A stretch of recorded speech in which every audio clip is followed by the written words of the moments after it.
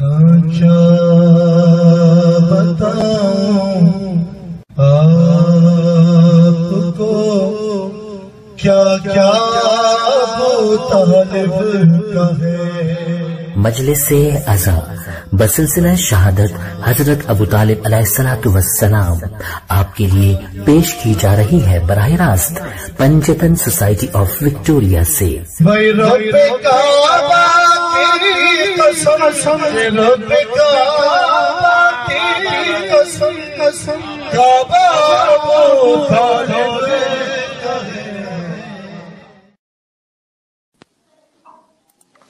فاتح الارواح المؤمنین والمؤمنات بسم اللہ الرحمن الرحیم الحمد للہ رب العالمین الرحمن الرحیم مالک یوم الدین ایاک نعبد وإیاک نستعین اهدنا الصراط المستقیم صراط الذین انعمت علیہم غیر المغضوب علیہم ولا الضالین۔ ان اللہ وملائکتہ یصلون علی النبی یا ایھا الذین آمنوا صلوا علیہ وسلموا تسلیما۔ اللہم صل علی محمد وعلی محمد۔ اعوذ باللہ من الشیطان اللعین الرجیم بسم اللہ الرحمن الرحیم وبہ نستعین وہو خیر ناصر ومعین والعاقبۃ للمتقین والجنۃ للموحدین والنار للعاصین والصلاة والسلام علی اکرم الانبیاء والمرسلین حبیب الہ العالمین ابی القاسم محمد۔ اللہم صل علی محمد وآل محمد وعجل فرجہ وعلى آله الطيبين الطاهرين المعصومين المظلومين سيما بقية الله في الأراضين الذين أذهب الله عنهم الرجس وطهرهم تطهيرا۔ اللهم صل على محمد وآل محمد وعجل فرجهم۔ رحمة الله على محبيهم واللعنة الدائمة على أعدائهم أجمعين۔ دعاء امام زمان عجل الله تعالى فرجه الشريف۔ بسم الله الرحمن الرحيم۔ اللهم كن وليك الحجة ابن الحسن صلواتك عليه وعلى آبائه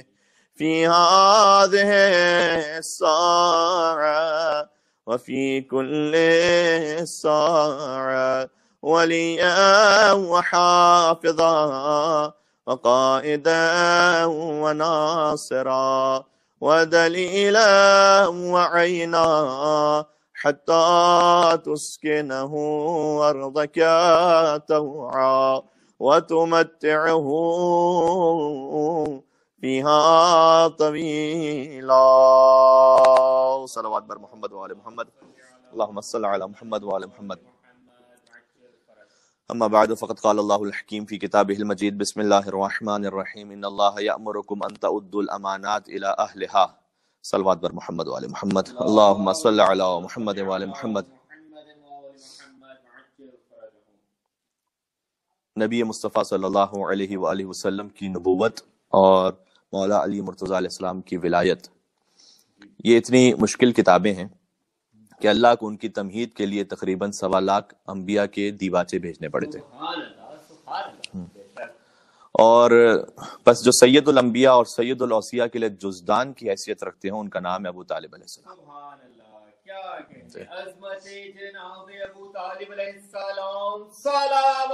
اللہم صل علی محمد وآل محمد۔ ہم نے سورہ نساء کی آیت نمبر 58 کی تلاوت کی ہے جس میں رب العزت کا حکم ہے کہ ان اللہ یأمرکم ان تؤدوا الامانات الی اہلہا۔ خدا کا حکم ہے، خدا امر کرتا ہے کہ جب امانت رکھواؤ تو اہل کے پاس رکھوایا کرو، نہ اہل کے پاس نہیں۔ جب اللہ ہمیں حکم دیتا ہے کہ امانت ہمیشہ اہل کو دیا کرو تو کیا وہ خود اپنی سب سے قیمتی امانت مصطفیٰ صلی اللہ علیہ وآلہ وسلم کسی نا اہل کے سپرد کر دیتا؟ اس لیے یہ امانت اسے سپرد کی جو اس امانت سنبھالنے کے لیے سب سے زیادہ اہل اور لائق شخصیت تھی، اور ان کا وجود ہی اس بات کا ضامن تھا کہ پیغام رسالت بلا خوف و خطر بیان ہوتا رہے۔ اس کے کلام ہی سے رسالت کلیم ہے، اس کے کلام ہی سے رسالت کلیم ہے، اس کا وجود حسن الف لام میم ہے، اس کا وجود حسن الف لام میم ہے۔ خود سوچ یہ رسول پر کتنا کریم ہے، حد ہے کہ یہ نہ ہو تو محمد یتیم ہے۔ سبحان اللہ، سبحان اللہ، نگہبان رسالت جناب ابو طالب علیہ السلام، صلوات۔ اللہم صل علی محمد وآل محمد۔ بر صغیر کے مومنین 26 ربیع الاول وفات حضرت ابو طالب علیہ السلام کے توبہ مناتے ہیں. اسی خاطر آج کی مجلس مخصوص ہے. شیخ الابطح سید البطحہ رئیس مکہ مومن قریش پدر غالب علی کل غالب والد امیر المومنین علی ابن ابی طالب علیہ السلام سے. اگرچہ کہ شیخ طوسی علیہ الرحمن نے حضرت ابو طالب کی تاریخ وفات 26 رجب المرجب لکھی ہے اور یعقوبی نے 13 رمضان المبارک کی تاریخ لکھی ہے اور بعض مورخین نے یکم ذی القعدۃ الحرام بھی لکھی ہے, بعض نے 15 شوال المکرم بھی لکھی ہے. تو بہرحال وفات کا سال تقریباً سبھی نے دہم بعثت لکھا, یعنی جب حضور نے اعلان نبوت فرما لیا اس کے 10ویں سال. اور حق تو یہ ہے کہ اگر ان تمام تاریخوں میں بھی حضرت ابو طالب کا ذکر کر لیا جائے تو علی کے باپ کا حق ادا نہیں ہو پائے گا. تو ایک مکالمہ ہے حضرت امام علی نقی علیہ السلام کا متوکل عباسی سے کہ حضرت ابو طالب علیہ السلام کے بارے میں آپس میں امام علی نقی علیہ السلام اور متوکل بات کر رہے ہیں, جسے ملا محدث نوری نے مستدرک الوسائل کی جلد نمبر 9 میں لکھا ہے, معذرت جلد نمبر 8 میں لکھا ہے اسے. اچھا, انٹرسٹنگلی وہ مستدرک الوسائل کی جو پوری جلد ہے وہ کتاب حج ہے, یعنی حج کے بارے میں تمام احادیث اور روایات کو ملا محدث نوری نے بیان کیا. مثلا حج کب واجب ہوتا ہے, حج کی کتنی اقسام ہیں, جب حج کے لیے سفر پہ جائیے تو کیا آداب ہیں. تو اب ان احادیث میں جو معصوم علیہ السلام نے بیان فرمائی ہیں, حضرت ابو طالب علیہ السلام کا ربط کیا بنتا ہے. تو غور فرمائیے گا انہوں نے کیوں ذکر حضرت ابو طالب علیہ السلام کو اور اس مکالمے کو لکھا ہے کتاب الحج میں. علی بن عبید اللہ حسینی کا بیان ہے کہ امام علی نقی علیہ السلام سے متوکل نے سوال کیا کہ میں آپ سے ایک سوال پوچھنا چاہتا ہوں. امام نے کہا فقال سل, پوچھو کیا پوچھنا چاہتے ہو. تو اس نے کہا کہ ما فی الآخرت غیر الجنت والنار یدخلون اور یحلون بہا بہ الناس, کہ کیا قیامت میں جنت اور جہنم کے درمیان بھی کوئی جگہ ایسی ہے کہ جہاں لوگ رہیں گے, یعنی نہ جنت میں ہوں گے نہ جہنم میں ہوں گے, ان کو درمیان میں رکھا جائے گا. اور اس نے کہا کہ جب یہ سوال کیا تو مولا نے جواب دیا کہ ما یعلمہ الا اللہ, اس کا علم سوائے خدا کے اور کوئی نہیں رکھتا کہ اگر کوئی ایسی جگہ ہے یا نہیں ہے. بہت لطیف بات ہے یہاں پر. متوکل نے کہا کہ عن علم اللہ اسألک, میں آپ سے علم خدا ہی کے بارے میں سوال کر رہا ہوں. یعنی امام نے کہا کہ اس کا علم سوائے خدا کے اور کسی کے علم میں نہیں ہے. امام کے جواب پر متوکل نے جواب دیا کہ میں علم خدا ہی کے بارے میں آپ سوال کر رہا ہوں. یعنی وہ جانتا تھا کہ علم خدا ان کے پاس ہے, یعنی علم خدا کا جو خزانہ ہے وہ اہل بیت اطہار علیہ السلام میں زیارت جامع کبیرہ کی روشنی میں بھی جو خود امام علی نقی علیہ السلام ہی نے تعلیم فرمائی ہے. اور پھر اس کے بعد مولانا نے جواب دیا کہ عن علم اللہ اخبرک, ہاں ٹھیک ہے پھر میں علم خدا کے بارے میں تجھے بتلاؤں گا. پھر امام نے کہا کہ ہم تجھے علم خدا کے بارے میں بتلائیں گے کہ جنت و جہنم کے درمیان کوئی مقام ہے یا نہیں. تو متوکل نے پھر اپنے اور سوال کو آگے بڑھایا کہ جب قیامت میں حساب اور کتاب ہوگا تو لوگ یہ کہتے ہیں, اس نے کہا لوگ یہ کہتے ہیں کہ ابو طالب علیہ السلام, میں علیہ السلام کہہ رہا ہوں, کہ درمیان میں ایک جگہ پر ہوں گے.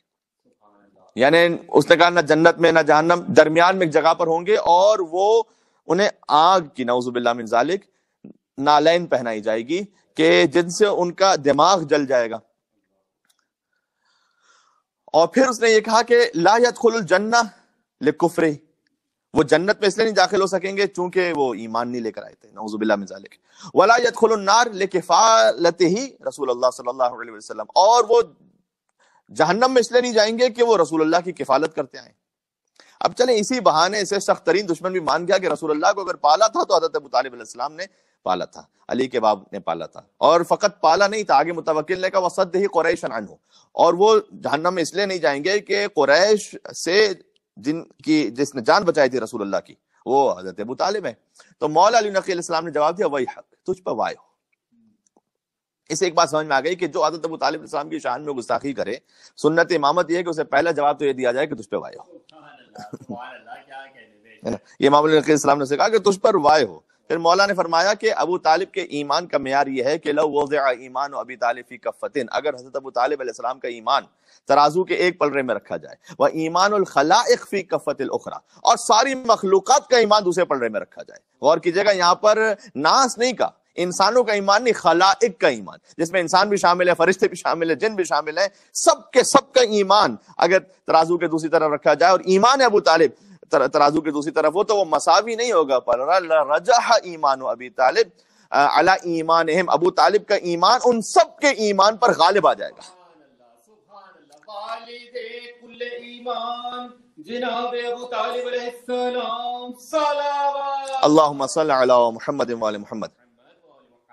بات پہنچ رہی. تو حضرت ابو طالب کا ایمان ان کے ایمان پر غالب آ جائے گا. اچھا, آپ کی یادداشت میں ہے کہ ایسی حدیث رسول اللہ صلی اللہ علیہ وسلم کے لیے بھی ہے جو مولا علی علیہ السلام نے بیان فرمائی تھی کے لیے بیان فرمائی تھی رسول اللہ صلی اللہ علیہ وسلم نے. لیکن بہرحال چونکہ علی پھر علی ہیں تو ان کے لیے فرمایا کہ لو ان السماوات والارض وضعت فی کفۃ ووضع ایمان علی فی کفۃ رجح ایمان علی، فرمایا اگر ترازو کے ایک طرف ایمان علی ہو، خود علی نہیں،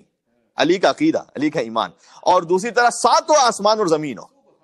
تو لرجح ایمان علی، تو علی بن ابی طالب کا ایمان ان سب پر غالب آ جائے گا۔ تو ساتوں آسمان اور زمین سے بھاری جس کا ایمان ہے وہ علی ہے، اور سارے خلائق سے جس کا ایمان وزنی اور بھاری ہے وہ علی کا باپ ابی طالب علیہ السلام ہے۔ تو اچھا، تو ہم یہ عرض کر رہے تھے کہ امام علی علیہ السلام کا یہ مکالمہ متوکل کے ساتھ، تو اسے کتاب الحج میں کیوں لکھا؟ تو اس بات کا حج سے تعلق یہ بنتا ہے کہ مولا علی علیہ السلام نے ارشاد فرمایا کہ فکانہ واللہ امیر المومنین یحج علی ابی، پہلے تو جواب دیا کہ ابو طالب کے ایمان کی کیفیت کیا ہے، پھر کہا کہ خدا کی قسم امیر المومنین علی علیہ السلام اپنے بابا کی نیابت میں حج کیا کرتے تھے۔ جیسے کوئی مرحوم ہو جاتے ہیں تو بیٹا باپ کی طرف سے حج بجا لاتا ہے نا، اللہ اکبر۔ اب وہ علی جس کی ایک ضربت ثقلین کی عبادت سے افضل ہے، وہ ابو طالب علیہ السلام کے لیے حج کر رہے ہوں، تو آپ سوچ لیجیے گا ویسے ہی تو نہیں کہا نا کہ ایمان ابو طالب کا پلڑا کیوں بھاری ہے، اس لیے کہ اس میں علی کا کیا ہوا حج موجود ہے۔ عظمت جناب ابو طالب علیہ السلام، صلوات اللہم صل علی محمد وعلی محمد۔ پھر فرمایا کہ فقط اپنے والد کی طرف سے نہیں، وَأُمِّهِ، مولا اپنی والدہ کی طرف سے بھی نیابت میں حج کرتے تھے، وَعَنْ أَبِي رسول اللہ، اور کہا رسول اللہ کے بابا حضرت عبداللہ کی طرف سے بھی حج کیا کرتے تھے، حتیٰ موضع یہاں تک کہ امیر المومنین کی جب شہادت ہو گئی تو وَوَصَّ الْحَسَنَ وَالْحُسَيْنَ، سبحان اللہ، کاش میری بات پہنچ سکے، بمثل ذالک کہ مولا علی علیہ السلام نے وصیت کی امام حسن اور امام حسین علیہ السلام کو کہ میں اپنے ماں باپ اور رسول اللہ کے ماں باپ کی طرف سے حج کیا کرتا تھا، تم بھی یہ کام کرتے رہنا۔ یعنی ابو طالب علیہ السلام اور حضرت فاطمہ بنت حضرت عبداللہ، حضرت آمنہ، ان کے نامہ اعمال میں فقط مولا علی کا کیا ہوا حج نہیں ہے، ائمہ علیہ السلام کے کیے ہوئے حج ہے، جس کی ایک ضربت ثقلین کی عبادت سے افضل ہو۔ اگر ائمہ علیہ السلام کے حج کسی کے نامہ اعمال میں ہے تو پھر سوچ لیجیے گا کیا مقام ہوگا۔ لہذا آدم سے لے کر حضرت عبد المطلب تک جو اجداد نبی ہیں وہی اجداد مولا علی ہیں، جانتے ہیں آپ نا کہ اجداد مولا علی اور اجداد رسول اللہ آدم سے حضرت عبد المطلب تک تو وہی ہیں، تو یہ ایک ہی نور تھا جو صلب آدم اور رحم حوا سلام اللہ علیہما سے چلا اور منتقل ہوتا رہا اور صلب عبد المطلب تک پہنچا، اور ان کا ایک جو صلب عبداللہ تک گیا اور ایک جو صلب ابو طالب علیہ السلام پر پہنچا۔ صلب عبداللہ میں آیا ہوا نور جو ہے وہ بانی شریعت بنا، اور صلب ابو طالب میں آیا ہوا نور وہ محافظ شریعت بنا۔ تو امام نسائی نے بہت خوبصورت بیان کیا ہے، خود حضور اکرم سے حدیث کو بیان کیا ہے کہ، اور یہ حدیث نبوی جب میں نے پہلی مرتبہ اس کو جب پڑھا تھا تو واقعی ایک وجہ کی کیفیت طاری ہو گئی تھی کہ حضور فرماتے ہیں کہ منزلت علی منی کا منزلتی من ربی، کہا کہ علی کی منزلت اور مقام میرے لیے ویسا ہے جیسے میرا مقام اور منزلت میرے رب کے لیے، یعنی جو مجھ سے میرا رب کا تعلق ہے وہی علی کا مجھ سے تعلق ہے۔ سبحان اللہ، المصطفیٰ والمرتضیٰ، صلوات اللہم صل علی محمد وعلی محمد۔ لہذا کوئی فرق ہی نہیں تھا، یہ تو ایک ہی نور تھا، تو حضرت عبد المطلب تک پہنچا، اور پھر قیامت کے لیے بھی حتیٰ یہ حدیث بیان کی گئی ہے کہ ان نور ابی طالب، ابو طالب علیہ السلام کے نور کے لیے، کہ ان نور ابی طالب یوم القیامہ، کہ حضرت ابو طالب کا جو نور ہے وہ قیامت کے دن لا یطفئ انوار الخلائق، وہ تمام مخلوقات کے نور کو خاموش کر دے گا۔ یعنی جب ابو طالب علیہ السلام کا نور آئے گا تو کسی اور مخلوق کا کوئی نور باقی ہی نہیں بچے گا، الا خمسۃ انوار، مگر یہ کہ 5 انوار، یعنی جو پنجتن کے 5 انوار ہیں ان کے علاوہ تمام انوار سے ابو طالب کا نور بھاری اور وزنی ہوگا، روشن تر ہوگا۔ اور اس کے بعد فرمایا کہ الا ان نورہ من نورنا، مولا نے فرمایا کہ اس لیے کہ ان کا نور ہمارے نور سے، اور یہ بھی فرمایا کہ اللہ تعالیٰ نے ان کے نور کو خلق کیا تھا، ابھی آدم کو خلق نہیں کیا تھا، 2000 سال پہلے، یعنی آگاہ ہو جاؤ کہ ابو طالب کا نور ہمارے نور سے، اور اللہ نے ان کے نور کو آدم کی خلقت سے 2000 سال پہلے خلق فرمایا تھا، ابو طالب علیہ السلام کے نور کو۔ تو لہٰذا امیر المومنین کے والد کے لیے خود ارشاد فرمایا، ائمہ علیہ السلام نے، خود مولا علی علیہ السلام نے بھی ارشاد فرمایا ہے کہ اگر میرے بابا شفاعت کر دیں ہر گناہ گار کی جو روح زمین پر موجود ہے، لشفعہ اللہ فیہم، اللہ تعالیٰ ان کی شفاعت کو قبول کر لے گا، ابو طالب کی شفاعت کو اللہ ہر گناہ گار کے لیے روح زمین پر قبول کر لے گا اور انہیں معاف کر دے گا۔ تو ابو طالب علیہ السلام کے خیر ایمان پر بات کرنا شاید اگر کوئی سمجھنے کے لیے بات کرنا چاہتا ہے تو بات الگ ہے، ورنہ اس سے بڑی بے ایمانی نہیں ہو سکتی کہ علی کے باپ کل ایمان کے ایمان پر بات کی جائے۔ تو عظمت جناب ابو طالب علیہ السلام، صلوات اللہم صل علی محمد وآل محمد وعجل فرجہم۔ اور حضرت آدم اور حوا سلام اللہ علیہما سے لے کر خاتم الانبیاء تک، مولا کائنات تک، یہ نور نہ کسی مشرک مرد کے صلب میں رہا، نہ مشرکہ خاتون کے رحم میں قرار دیا گیا، کیونکہ نور اور ظلمت کا کوئی اجتماع ممکن نہیں ہے. جو شرک ہے وہ ظلمت ہے اور یہ نور ہے، تو نور اور ظلمت کا کوئی اجتماع جو ہے وہ ممکن نہیں تھا. تو حضرت ابو طالب بی فاطمہ بنت اسد نے گویا ماں اور باپ بن کر پالا خود رسول اللہ کو. یہ بات بڑی اہم ہے کہ جب بی بی فاطمہ بنت اسد کی وفات ہوئی تو کتاب الکافی جلد نمبر 1 میں یہ روایت موجود ہے کہ مولا علی گریا کرتے ہوئے آئے رسول اللہ کے پاس. حضور نے پوچھا کہ ماں یبکی کا علی، آپ کیوں گریا فرما رہے ہیں؟ تو اس کے پاس فرمایا مولا نے کہ ماتت امی، کہ میری ماتت امی فاطمہ، میری والدہ فاطمہ بنت اسد انتقال فرما گئی. فقال رسول اللہ صلی اللہ علیہ وسلم، تو رسول اللہ نے ارشاد فرمایا وہ امی واللہ، خدا کی قسم میری ماں دنیا سے رخصت ہو گئی. یعنی فاطمہ بنت اسد سے کہا کہ میری ماں تھی جو دنیا سے رخصت ہو گئی. اور جس سال حضرت ابو طالب کی وفات ہوئی تو عام الحزن قرار دیا، یعنی پورا سال غم کا سال. اور یہی وہ سال تھا کہ حضرت خدیجہ کی بھی وفات ہوئی. اور دونوں ہستیوں کی جو قبور ہیں وہ مکہ مکرمہ کے مقدس قبرستان میں جنت المعلی میں موجود ہیں. اور خود یہ جو قبرستان ہے وہ مکہ مکرمہ کی تاریخی مقامات میں سے ایک ہے. یعنی جو مسجد الحرام کی مشرقی جانب ایک پہاڑی کی گھاٹی میں واقع ہے یہ قبرستان. اور اس قبرستان کی شان بیان کرتے ہوئے حضور سید عالم نے ارشاد فرمایا تھا، اور یہ اہل سنت منبع سے حدیث میں پڑھنے لگا ہوں آپ کی خدمت میں، کہ من اقبر فی هذه المقبرہ بعث آمنا یا امنا یوم القیامہ، کہ جو اس مقبرے میں یعنی اس قبرستان میں دفن ہو جائے وہ قیامت میں امن و امان کے ساتھ اٹھے گا. جس قبرستان میں ابو طالب علیہ السلام مدفون ہے اور حضرت خدیجہ سلام اللہ علیہا مدفون ہے. اور حضرت عبداللہ ابن مسعود سے روایت ہے کہ نبی مکرم نے فرمایا تھا کہ اس مقدس قبرستان کے 70,000 افراد تو کم از کم ایسے ہوں گے جو بلا حساب اور کتاب جنت میں جائیں گے. تو اس وقت جو ہے وہ نجدی حکومت نے جنت المعلی کے بیچ میں ایک سڑک ڈال کر اسے 2 حصوں میں تقسیم کر دیا ہے اور وہ بھی مسمار کیا گیا جنت البقیع کی طرح. آپ جانتے ہیں کیونکہ وفات حضرت ابو طالب کی مجلس سے لہٰذا میں کچھ باتوں کو یاد کر رہا ہوں. شمال کے ایک چھوٹے سے احاطے میں حضرت خدیجۃ الکبریٰ ام المومنین سلام اللہ علیہا کی قبر ہے. اور پھر خانوادہ بنو ہاشم کے اکثر بزرگ مدفون ہیں. حضور کے دادا حضرت عبد المطلب، حضور کے چچا حضرت ابو طالب، خود حضور کے فرزندان کے بارے میں بھی روایت ملتی ہے، حضرت قاسم، حضرت طیب، حضرت طاہر، وہ بھی وہیں پر مدفون ہیں. اور خود علامہ فاقہی اہل سنت کے ایک بہت بڑے عالم ہیں، انہوں نے اپنی کتاب ان کی ہے اخبار مکہ، اس کے جلد نمبر 4 صفحہ نمبر 67 پر اس بات کو لکھا ہے کہ ویسے تو مکہ مکرمہ میں موجود جو پہاڑیاں ہیں، ان کی جو گھاٹیاں ہیں، اس کا جو قدرتی رخ ہے وہ قبلے کی سمت میں نہیں ہے، سوائے جنت المعلی کی اس گھاٹی کے جہاں ابو طالب علیہ السلام مدفون ہے، اس کا رخ خود بخود صراط مستقیم عین قبلے کی طرف ہے. اور جب ابو طالب علیہ السلام دنیا سے تشریف لے گئے تو عباس ابن عبد المطلب جو حضور کے ایک اور چچا ہیں، انہوں نے حضور سے پوچھا کہ آپ کو ابو طالب کے سفر آخرت کے لیے کیا امید ہے؟ تو حضور نے جواب دیا کہ کل الخیر ارجو من ربی، میں اپنے رب سے ہر قسم کے خیر کی امید کرتا ہوں حضرت ابو طالب کے لیے. اور پھر ابو طالب کی وفات پر حضور نے فرمایا کہ جب تک ابو طالب تھے تو قریش نے مجھ پر ظلم اور تجاوز نہیں کیا تو ان کی جرأت نہیں ہوئی تھی. یہ خود حضور نے جملہ ارشاد فرمایا. اور پھر جب حضرت ابو طالب کی وفات ہوئی تو مولا علی علیہ السلام سے فرمایا کہ اذهب، آپ جائیے، فغسل ہو وکفن ہو ووارے ہے، آپ اپنے بابا کو غسل دیجئے، کفن دیجئے اور تدفین کے مراحل میں شریک ہو جائیے. اور پھر جب تابوت اٹھا شانوں پر اور حضرت ابو طالب کا جنازہ تابوت میں رکھا گیا اور شانوں پر تابوت کو لے جاتے رہے تو فرمایا، جملہ تاریخ میں ملتا ہے، ایک ایک لفظ میں تاریخ سے آپ کے سامنے جو دیکھا ہے میں نے خود وہ پڑھ رہا ہوں آپ کی خدمت میں، کہ اے چچا آپ بھی اپنے آبا و اجداد سے آج ملحق ہو گئے اور خدا آپ کو جزائے خیر عطا فرمائے. اور فرمایا کہ آپ نے بچپن میں میری کفالت کی اور جوانی میں میری حمایت کی، یہاں تک کہ حضور جنازے کے ساتھ ساتھ چلتے رہے. اور جب دفن کے مقام پر پہنچے تو فرمایا اما واللہ لا استغفرن،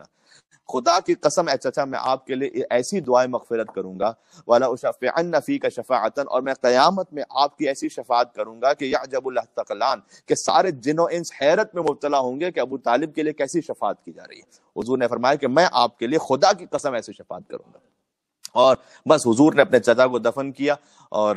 چونکہ مغرب سے متصل ہماری مجلس ہے لہٰذا مجھے محدود ہے وقت، مختصر ختم کرنی ہے بات کہ مجھے وہ منظر یاد آ گیا کہ جب مولا سید الساجدین نے بھی اپنے چچا ابو الفضل عباس کو دفن کیا تھا. ابو طالب علیہ السلام ان کی ذات سے، ان کی شخصیت سے بے شمار میسیجز ہیں جو سیکھنے کے لیے. سب سے بڑی بات ہے کہ حجت خدا کی حمایت، حق کی حمایت، اور جو حق کی حمایت کی ہے انہوں نے وہ اپنے پورے قبیلے سے ہٹ کر، اپنی پوری قوم سے ہٹ کر حضور کا دفاع فرمایا. یہ وہ بات ہے کہ جو ہمیں سب سے زیادہ نظر آتی ہے حضرت ابو طالب میں، کہ چاہے خاندان پورا ایک طرف ہو جائے، بھائی ابو لہب ایک طرف ہو جائے، قبیلہ ایک طرف ہو جائے، لیکن اپنی جان کو قربان کیا، اپنے بچوں کو خطرے میں ڈالا، لیکن یہ کہ رسول اللہ کی حفاظت فرمائی. کاش ہم اس میں سے ایک کچھ روشنی اور نور حاصل کر سکیں اور حق کے لیے کچھ آگے بات کرنا سیکھیں، کچھ اسٹینڈ لینا سیکھیں، کچھ ہمت کرنا سیکھیں. اور عزیزان گرامی پھر حضرت ابو طالب کی وصیتیں، وقت نہیں بچا، میں آپ کے سامنے شاید پہلے بھی ان وصیتوں کو کسی اور مجلس میں پڑھ چکا ہوں، لہٰذا میں اس وقت تھوڑا سا مصائب کے جملے عرض کرنا چاہوں گا کہ حضور نے اپنے چچا کو دفن کیا، مولا سید الساجدین نے بھی اپنے چچا ابوالفضل عباس علیہ السلام کو کربلا معلیٰ کی سرزمین پر دفن کیا۔ ہم شب جمعہ سے متصل ہو رہے ہیں۔ ابو طالب رسول اللہ کے محافظ تھے اور عباس نواز رسول کے محافظ تھے، لہٰذا مولا حسین نے اس شعر میں تصدیق بھی فرمائی کہ حاج محمد رضائے عذری نے جب یہ مصرع کہا کہ یوم ابو الفضل استجار بہ الہدیٰ، کہ عاشور کا دن بہت سخت تھا جب ہدایت نے عباس کے پاس پناہ لی تھی، یعنی جب حسین نے عباس کے پاس پناہ لی تھی، اور پھر وہ مصرع نہیں پڑھا انہوں نے، یہ کہیں آقا حسین کی شان میں گستاخی نہ کر دوں، تو خواب میں امام حسین علیہ السلام کو دیکھا جو کہہ رہے تھے کہ اے محمد رضائے عذری، تم نے صحیح مصرع کہا تھا، اور اگلا مصرع خود مولا نے بتلایا اور کہا کہ وَالشَّمْسُ مِنْ قَدْرِ الْعُجَاجِ لِثَامُهَا، کہ سورج یعنی حسین نے نقاب اوڑھ لی تھی، امام نے کہا کہ سورج نے نقاب اوڑھ لی تھی اور یہ سورج قمر بنی ہاشم ابوالفضل عباس کے پہلو میں چلا گیا تھا۔ آج رسول اللہ کے چچا کا ذکر ہے، ہم حضور کی خدمت میں تعزیت پیش کرتے ہیں کہ اے اللہ کے رسول، آپ کے حامی دنیا سے رخصت ہوئے، اور سب سے بڑھ کر مولا کائنات کی خدمت میں تعزیت کے ان کے سر پر یتیمی کی خاک آئی۔ ہمیشہ جب ہم ائمہ کا ذکر کرتے ہیں، ان کے مصائب کا ذکر کرتے ہیں، تو ہم کہتے ہیں کہ علی ابن ابی طالب وہ ان کے اجداد میں سے ہیں، ائمہ یتیم ہوتے ہیں، لیکن آج خود علی ابن ابی طالب کی یتیمی کی گویا رات ہے اور ان کا دن ہے اور ان کا ذکر ہو رہا ہے، اور جب بھی کوئی، لیکن عزیزان گرامی کوئی بچہ ایسے یتیم نہیں ہوا جیسے آل علی میں سے سکینہ یتیم ہوئی تھی، حسین کی بچی جیسے یتیم ہوئی، جو اپنے انہی دادا کو پکار کر کہہ رہی تھی کہ اے مشکل کشائے کائنات میری مدد فرمائیے گا، شمر تماچے مار رہا تھا اور ہمارے ساتھ گھوڑے لگا رہا تھا۔ جب علی ابن ابی طالب یتیم ہوئے تو یقیناً رسول اللہ نے سینے سے لگایا ہوگا، کون تھا جو سکینہ کو سینے سے کون تھا جو سکینہ کو تسلی دیتا، کون تھا جو سکینہ کو دلاسا دیتا؟ جب حضور نے اپنے چچا کو دفن کیا تو یقیناً سخت منزل تھی، لیکن شاید اس سے زیادہ سخت منزل کوئی نہ ہو جب سید سجاد نے اپنے چچا کو دفن کیا کہ ہاتھ کٹ چکے تھے اور سجاد کہتے جاتے تھے کہ اے بستی والو ذرا پیچھے ہو جاؤ، مجھے اپنے چچا سے کچھ کلام کرنا ہے، اور کلام میں کہتے جاتے تھے کہ اے میرے غیرت مند چچا، آپ تو یہاں آرام فرما رہے ہیں، لیکن میں آپ کو آپ کی بہنوں کی حالت بتلانے آیا ہوں، آپ کی وہ بہنیں کہ جو کبھی گھر میں بھی بے مکنا ہو چادر نہ ہوئی، آج کوفے کا بازار ہے، شام کا دربار ہے۔ چچا خدا نے جو امتحان آپ سے نہ لیا وہ آپ کا بھتیجا سید سجاد وَسَيَعْلَمُ الَّذِينَ ظَلَمُوا عَلَى مُحَمَّدٍ أَيَّ مُنْقَلَبٍ يَنْقَلِبُونَ یا ابا الحسن یا علی ابن الحسین یا زین العابدین ایہا السجاد یا ابن رسول اللہ یا حجت اللہ علی خلقہ یا سیدنا و مولانا انا توجہنا واستشفعنا وتوسلنا بك إلى الله وقدمناك بين يدي حاجاتنا يا وجيها عند الله اشفع لنا